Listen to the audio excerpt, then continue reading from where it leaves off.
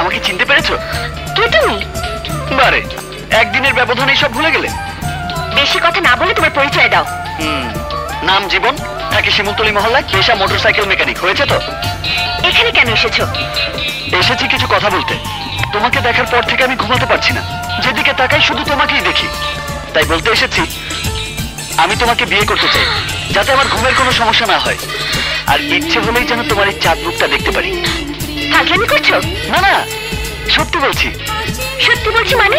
তুমি জানো আমি কে, আমার বংশ পরিচয় কি, আমার বাবার কত টাকা আছে? ওই যে কি ওস্তাদ, প্রথমে মনে করেছিলাম আপনি ব্যায়ামের শিক্ষক,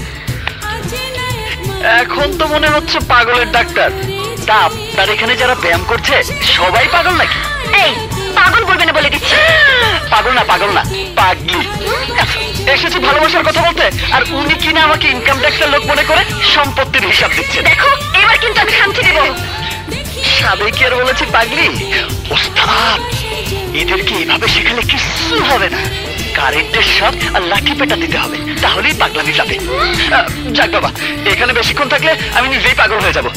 তাড়াতাড়ি কেটে পড়ি। ভেবো না একেবারে চলে যাচ্ছি, আবার আসবো যখন দেখতে ইচ্ছে করবে।